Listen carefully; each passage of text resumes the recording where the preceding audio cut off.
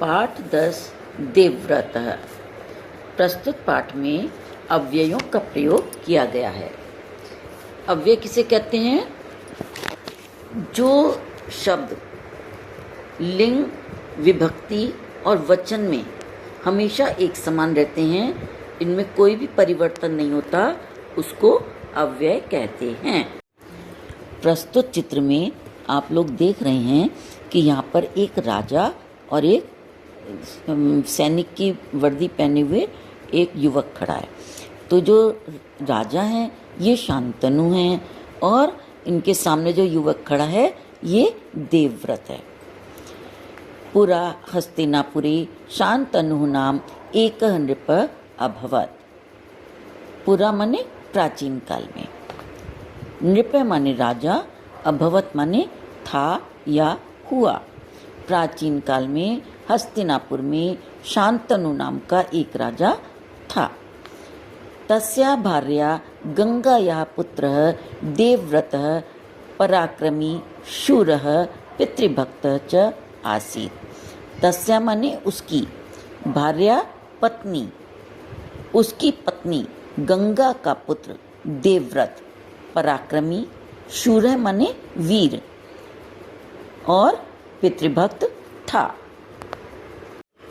अब इस प्रस्तुत चित्र में आप देख रहे हैं कि नदी के किनारे राजा शांतनु खड़े हैं और वहीं पर नदी में एक युवती नाव खे रही है जो एक धीवर कन्या है। धीवर या तो मल्लाह को कहते हैं या मछुआरे को कहते हैं। तो इसके बारे में पढ़ेंगे। एकम सायं नृप शांतनु यमुना तटम अगच्छत। एक शाम को राजा शांतनु यमुना के किनारे अगच्छत माने गए या गया भी कह सकते हैं, ठीक है। तत्र सह धीवरस्य कन्याम दृष्ट्वा सत्वरम मोहितः अभवत। तत्र माने वहाँ, धीवरस्य मल्लाह की, दृष्ट्वा माने देखकर, सत्वरम माने शीघ्र ही, मोहित अभवत माने हो गया। वहाँ वह मल्लाह की कन्या को देखकर तुरंत ही मोहित हो गया। और क्या कह रहा है? अपूर्वम सौंदर्यम।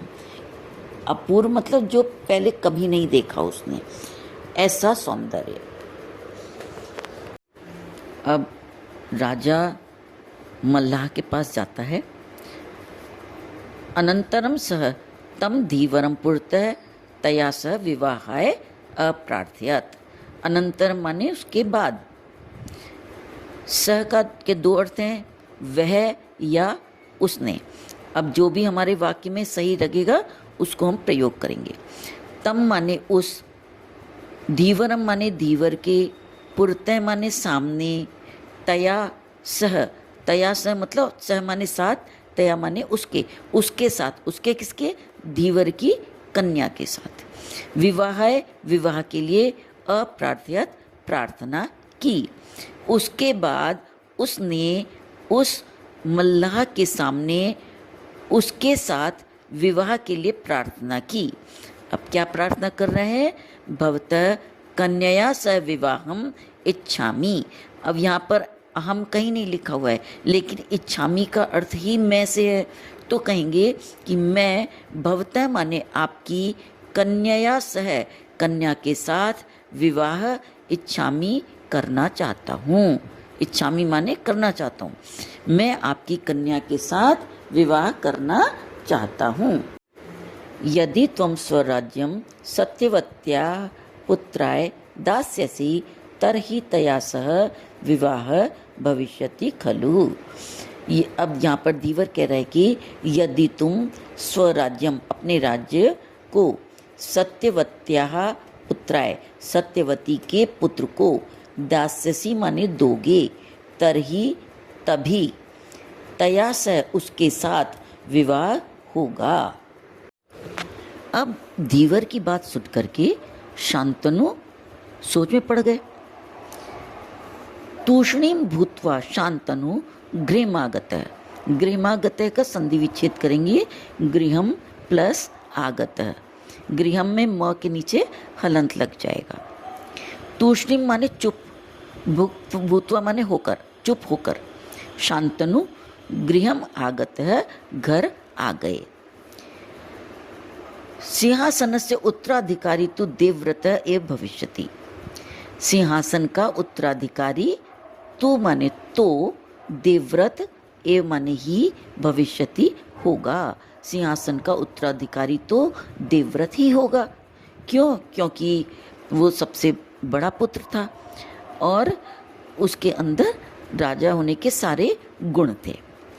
अब वो सोच रहे हैं कि तदा विवाह न भविष्यति तया से।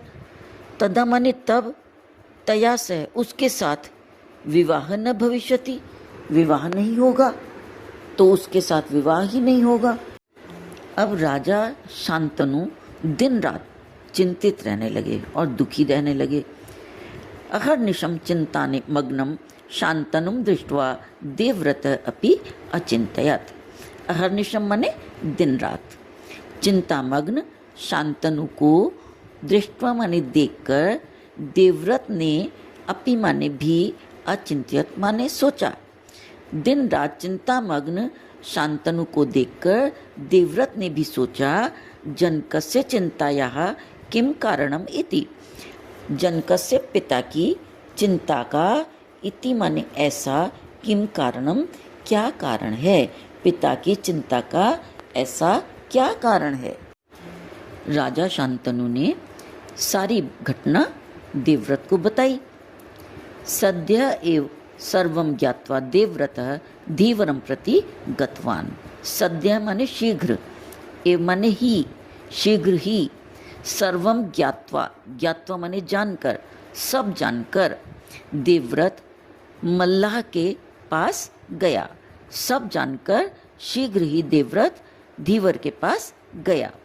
महोदय अहम प्रतिज्ञापयामि कदापि राज्यम न नेष्यामि हि आजीवनम ब्रह्मचर्य व्रतम पालयिष्यामि।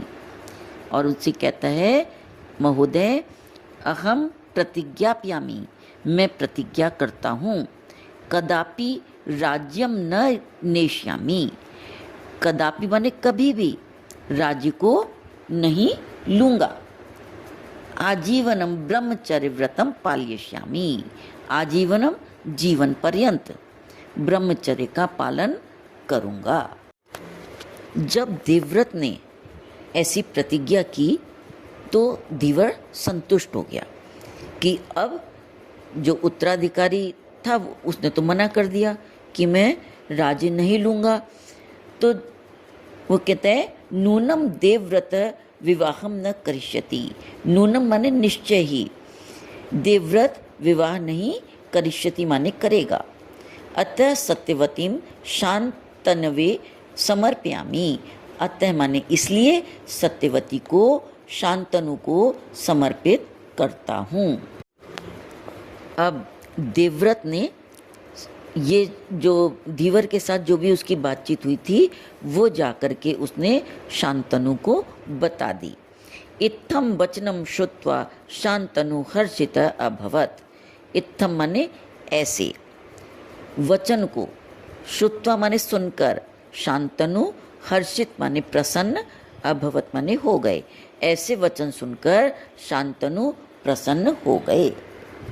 पुत्रेण प्रीणित स तस्मै वरम अयच्छत। वरम अयच्छत का संधि विच्छेद कर सकते हैं यहाँ पर, वरम प्लस अयच्छत, म में हलंत आ जाएगा। पुत्रेण पुत्र से, प्रीणित माने प्रसन्न होकर, उसने, तस्मै माने उसको, वरम अयच्छत वरदान दिया। सह माने उसने, उसने माने राजा ने, तस्मै माने उसको, उसको यानी देवव्रत को, पुत्र से प्रसन्न होकर उसने उसको वर दिया या वरदान दिया। पुत्र निश्चयेन मृत्यु तव वशे भविष्यति। हे पुत्र निश्चित रूप से मृत्यु तव माने तुम्हारे, वशे माने वश में, भविष्यति होगी। यावत मम जीवनम तावत अहम राज्य सिंहासनस्य रक्षणम करिष्यामि। यावत माने जब तक, मम माने मेरा, जीवन है, तावत माने तब तक, अहम मैं, राज्य सिंहासन की रक्षणम माने रक्षा, करिष्यामि करूँगा। जब तक मेरा जीवन है तब तक मैं राज्य सिंहासन की रक्षा करूँगा, ऐसा देवव्रत ने अपने पिता को वचन दिया। देवव्रत ने धीवर के सामने जो प्रतिज्ञा ली थी, उस प्रतिज्ञा का यहाँ पर जिक्र किया गया है। अस्मात् भीष्म प्रतिज्ञा कारणात् ततः प्रभृति तस्य अभिधानम एव भीष्म अभवत्। अस्मात् इस भीष्म प्रतिज्ञा के कारण, ततः माने तब, प्रभृति माने से, तब से, तस्य अभिधानम उसका, अभिधानम माने नाम, एव माने ही, भीष्म हुआ। इस भीष्म प्रतिज्ञा के कारण तब से उसका नाम ही भीष्म हुआ। स पितृभक्त अधुना पर्यंतम जीवितम अस्ति। सह वह पितृभक्त अधुना पर्यंतम आज तक जीवित है। वह पितृभक्त आज तक जीवित है।